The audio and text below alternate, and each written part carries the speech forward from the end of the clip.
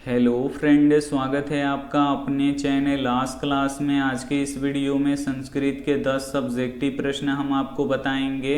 तो एक भी प्रश्न आप लोग स्किप मत कीजिएगा, वीडियो को प्लीज़ आप लोग शुरू से लेकर अंत तक देखिएगा। और अभी तक आप हमारे व्हाट्सएप ग्रुप में नहीं जुड़े हैं तो ये हमारा व्हाट्सएप नंबर है, इस पर आपको बोलना है कि सर हमें ग्रुप में जोड़ दीजिए, तो हम आपको ग्रुप में जोड़ देंगे। तो आइए शुरू करते हैं पहले नंबर प्रश्न से। तो पहला नंबर प्रश्न है कि कवि दामोदर गुप्त के अनुसार पाटलिपुत्र कैसा नगर है। काफ़ी महत्वपूर्ण प्रश्न है ये आपके बोर्ड परीक्षा के लिए। यहाँ पे आपको बताना है कि कवि दामोदर गुप्त के अनुसार पाटलिपुत्र कैसा नगर है। तो आइए इसका उत्तर देख लेते हैं। कवि दामोदर गुप्त के अनुसार पाटलिपुत्र महानगर पृथ्वी पर बसे सभी नगरों में श्रेष्ठ नगर है।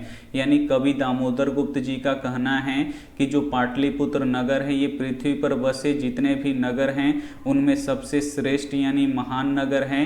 यहाँ सरस्वती के वंशज यानी विद्वान लोग बसते हैं। यहाँ पे कवि दामोदर गुप्त जी का ये भी कहना है कि जो सरस्वती देवी होती हैं ये ज्ञान की देवी होती हैं और पाटलिपुत्र महानगर में सरस्वती के वंशज यानी विद्वान लोग बसते हैं। कवि इस नगर की तुलना इंद्र के भरी पूरी नगरी से किए हैं। जो कवि दामोदर गुप्त हैं तो इस नगर का तुलना किससे किए हैं, तो इंद्र की भरी पूरी नगरी से किए हैं। तो उम्मीद करते हैं ये प्रश्न आपको काफ़ी अच्छी तरीके से समझ में आ गया होगा कि कवि दामोदर गुप्त के अनुसार पाटलिपुत्र कैसा नगर है।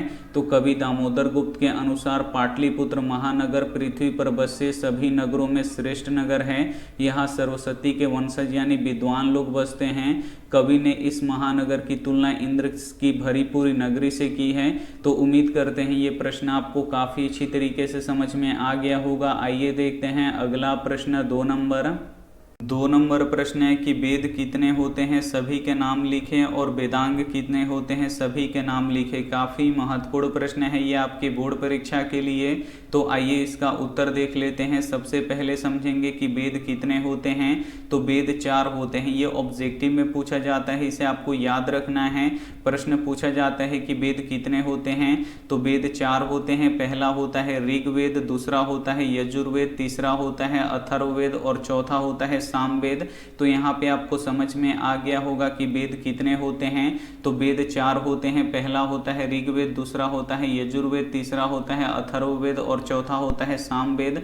अब हम यहाँ पे समझेंगे कि वेदांग कितने होते हैं। तो वेदांग 6 होते हैं। इसे आपको याद रखना है कि वेदांग कितने होते हैं। तो वेदांग 6 होते हैं। पहला होता है शिक्षा, दूसरा होता है कल्प, तीसरा होता है व्याकरण, चौथा होता है निरुक्त और पांचवा होता है छंद और छठा होता है ज्योतिषी। तो यहाँ पे आपको समझ में आ गया होगा कि वेदांग कितने होते हैं। तो वेदांग 6 होते हैं। शिक्षा, कल्प, व्याकरण, निरुक्त, छंद और ज्योतिषी। तो उम्मीद करते हैं ये भी प्रश्न आपको काफ़ी अच्छी तरीके से समझ में आ गया होगा। आइए देखते हैं अगला प्रश्न 3 नंबर प्रश्न है कि प्राचीन ग्रंथों में पटना के कौन कौन से नाम मिलते हैं। काफ़ी महत्वपूर्ण प्रश्न है ये आपके बोर्ड परीक्षा के लिए। यहाँ पे आपको बताना है कि प्राचीन ग्रंथों में पटना के कौन कौन से नाम मिलते हैं। तो आइए इसका उत्तर देख लेते हैं। प्राचीन ग्रंथों में पटना के नाम पुष्पपुर, कुसुमपुर, पाटलिपुत्र आदि मिलते हैं। तो ये प्रश्न आपको समझ में आ गया होगा कि प्राचीन ग्रंथों में पटना के कौन कौन से नाम मिलते हैं। तो पुष्पपुर मिलता है, कुसुमपुर मिलता है, पाटलिपुत्र मिलता है। ये तीनों पटना का पुराना नाम है। तो उम्मीद करते हैं ये प्रश्न आपको समझ में आ गया होगा। अगर ये वीडियो आपको समझ में आ रहा है तो वीडियो को प्लीज़ आप लोग शुरू से लेकर अंत तक देखिएगा। और वीडियो को अभी तक आप लाइक नहीं किए तो प्लीज़ आप लोग वीडियो को लाइक कर दीजिएगा। और चैनल को अभी तक आप सब्सक्राइब नहीं किए तो चैनल को सब्सक्राइब करके साथ में बेल आइकन को ऑल पे दबा लीजिएगा, ताकि जब भी लाइव क्लास हो तो आपके पास नोटिफिकेशन पहुंचता रहे। आइए देखते हैं अगला प्रश्न 4 नंबर प्रश्न है कि विश्व शांति का सूर्योदय कब होता है। काफ़ी महत्वपूर्ण प्रश्न है ये आपके बोर्ड परीक्षा के लिए। यहाँ पे आपको बताना है कि विश्व शांति का सूर्योदय कब होता है। तो आइए इसका उत्तर देख लेते हैं। जब बहुत सारे देश संकट की घड़ी में एक दूसरे की मदद करते हैं, आपदा के समय सहायता राशि एवं सामग्री प्रदान करते हैं, तब विश्व शांति का सूर्योदय होता है। तो विश्व शांति का सूर्योदय कब होता है। तो जब बहुत सारे देश संकट की स्थिति में क्या करते हैं कि एक देश दूसरे देश की मदद करते हैं, और आपदा के समय जैसे बाढ़ आ गया, भूकंप आ गया या आतंकवादी हमला हो गया, तो उस समय क्या करते हैं, एक देश दूसरे देश को सहायता राशि और सामग्रियां प्रदान करते हैं, तब विश्व शांति का सूर्योदय होता है। तो उम्मीद करते हैं ये भी प्रश्न आपको काफ़ी अच्छी तरीके से समझ में आ गया होगा। आइए देखते हैं अगला प्रश्न 5 नंबर प्रश्न है कि कण के कवच और कुंडल की विशेषताएं क्या थी। काफ़ी महत्वपूर्ण प्रश्न है, तो आइए इसका उत्तर देख लेते हैं। कण का कवच और कुंडल जन्मजात था। जो कण के पास कवच और कुंडल था ये जन्म से ही था। जब तक उसके पास कवच और कुंडल रहता तो दुनिया की कोई भी शक्ति उसे मार नहीं सकती थी, और कण के पास जब तक कवच और कुंडल रहता तो दुनिया की कोई भी शक्ति कण को नहीं मार सकती थी। कवच और कुंडल उसके अपने पिता सूर्य देव से प्राप्त था, और जो कण के पास कवच और कुंडल था उनके पिता सूर्य देव ने दिया था, जो अभेद था। जो कवच और कुंडल था ये अभेद था, दुनिया की कोई भी शक्ति इसे भेद नहीं सकती थी। तो उम्मीद करते हैं ये प्रश्न आपको समझ में आ गया होगा कि कण के कवच और कुंडल की विशेषताएं क्या थी। तो कण का जो कवच और कुंडल था वो कण के पास जन्म से ही था, और जब तक कवच और कुंडल कण के साथ रहता तो दुनिया की कोई भी शक्ति उसे मार नहीं सकती थी। और कण को कवच और कुंडल किसने दिया था, तो उनके पिता सूर्य देव ने दिया था, जो अभेद था। और जो कवच और कुंडल था ये अभेद था, दुनिया की कोई भी शक्ति इसे भेद नहीं सकती थी।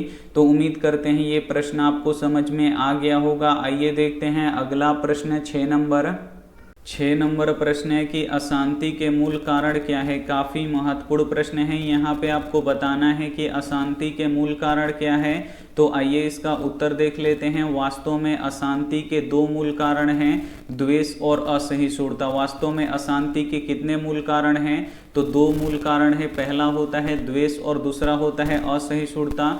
द्वेष का अर्थ क्या होता है, जलना होता है, ये झगड़ा करना होता है। और असहिष्णुता का अर्थ क्या होता है कि सहन न करना होता है। और ये दोनों क्या होता है कि वास्तव में अशांति के कारण होता है। एक देश दूसरे देश की उन्नति देख जलते हैं। क्या होता है कि अगर एक देश उन्नति करेगा तो दूसरा देश उसे देखकर जलेगा, और इससे असहिष्णुता पैदा होता है। ये दोनों दोष आपसी वैर और अशांति के मूल कारण होते हैं। तो ये प्रश्न आपको समझ में आ गया होगा कि अशांति के मूल कारण क्या हैं। तो वास्तव में अशांति के दो मूल कारण होते हैं। पहला होता है द्वेष और दूसरा होता है असहिष्णुता।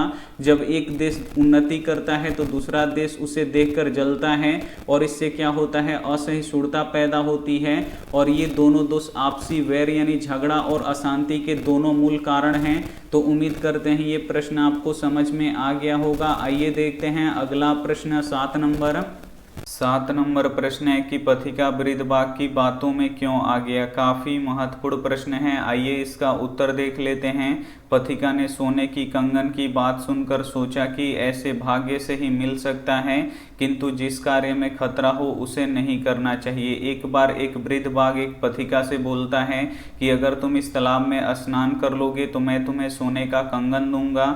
और पथिका सोने की कंगन की बात सुनकर सोचता है कि ऐसे भाग्य से ही मिल सकता है, परंतु पथिका ये भी सोचता है कि जिस कार्य में खतरा हो उसे नहीं करना चाहिए।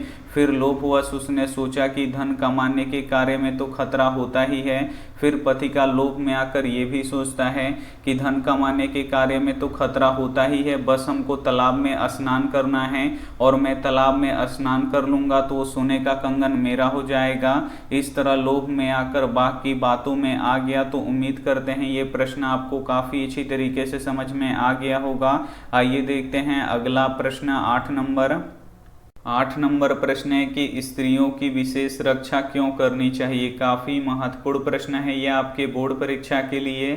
यहाँ पे आपको बताना है कि स्त्रियों की विशेष रक्षा क्यों करनी चाहिए। तो आइए इसका उत्तर देख लेते हैं। स्त्रियां घर की लक्ष्मी हैं, ये पूजनीय तथा महाभाग्यशाली हैं। जो स्त्रियां होती हैं ये घर की लक्ष्मी होती हैं, और ये पूजनीय यानी पूजा करने योग्य होती हैं। और जो स्त्रियां होती हैं जो महाभाग्यशाली होती हैं ये पूर्णमयी और घर को प्रकाशित करने वाली कही गई हैं। जो स्त्रियां होती हैं ये पूर्णमयी और घर को प्रकाशित करने वाली कही गई हैं। अतः स्त्रियों को विशेष रूप से रक्षा करनी चाहिए। तो उम्मीद करते हैं ये प्रश्न आपको समझ में आ गया होगा कि स्त्रियों की विशेष रक्षा क्यों करनी चाहिए।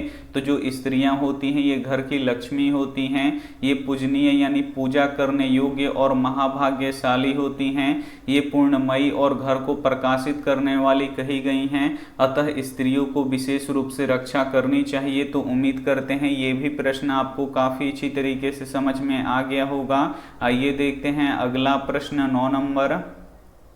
9 नंबर प्रश्न है कि मध्यकाल में भारतीय समाज क्यों दूषित हो गया था। काफी महत्वपूर्ण प्रश्न है, तो आइए इसका उत्तर देख लेते हैं। मध्यकाल में भारतीय समाज जातिवादी विषमता, अस्पृश्यता, धार्मिक आडंबर, स्त्रियों की अशिक्षा, दलितों का तिरस्कार आदि कारणों से दूषित हो गया था। मध्यकाल में भारतीय समाज दूषित हो गया था और क्यों हुआ था?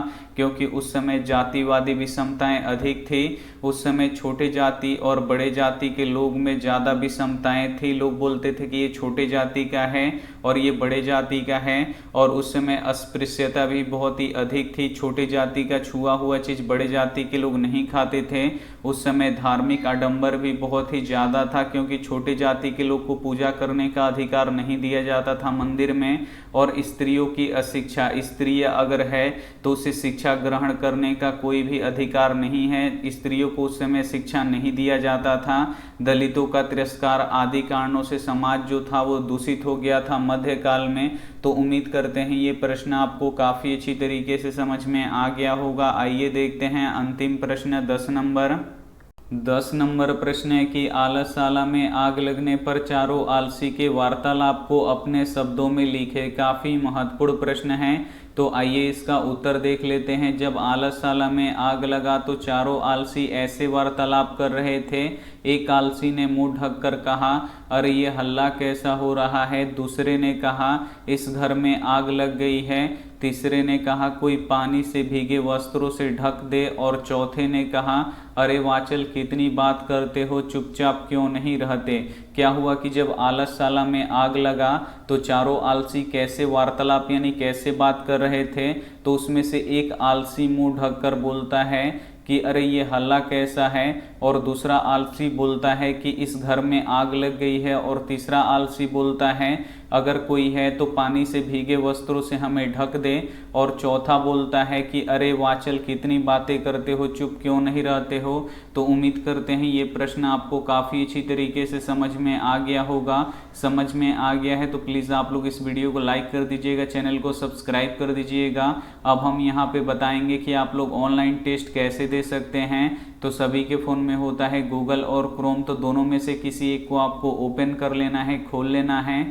सर्च बॉक्स, इस सर्च बॉक्स में आपको लिखना है आस्क क्लास। तो हम यहाँ पे लिख देते हैं ASK फिर CLASS, आस्क क्लास लिख के सर्च कर देंगे तो यहाँ पे देखिए लिखा हुआ आ जाएगा आस्क क्लास।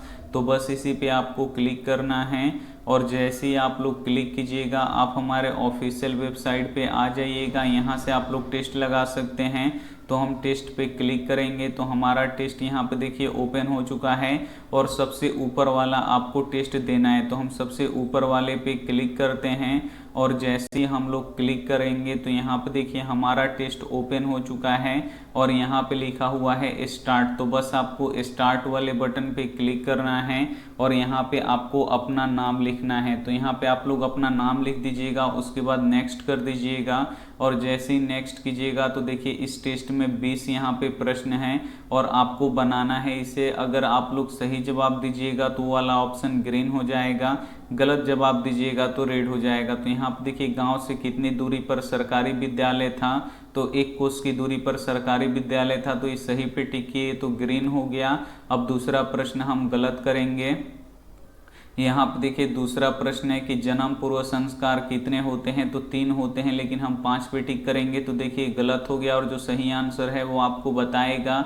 तो ऐसे ही आप लोग टेस्ट दे सकते हैं। और 1 जुलाई से जो हम चैप्टर वाइज सभी का PDF देंगे उसको आपको कैसे डाउनलोड करना है, तो यहाँ पे देखिए लिखा हुआ है डाउनलोड PDF।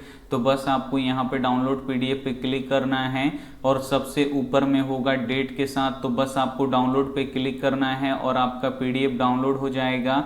अगर आपको क्वेश्चन बैंक पढ़ना है तो यहाँ पे देखिए मैट्रिक क्लास 10 क्वेश्चन बैंक है, सभी विषयों का आप लोग पढ़ सकते हैं। अगर आप लोग ऑब्जेक्टिव सब्जेक्टिव पढ़ना चाहते हैं तो यहाँ पे देखिए आप लोग ऑब्जेक्टिव और सब्जेक्टिव भी पढ़ सकते हैं। तो उम्मीद करते हैं ये वीडियो आपको काफ़ी अच्छा लगा होगा। थैंक यू फॉर वॉचिंग, मिलते हैं अगले वीडियो में। तब तक अपना ध्यान रखिए, मन लगा के पढ़ाई कीजिए। Take care and bye.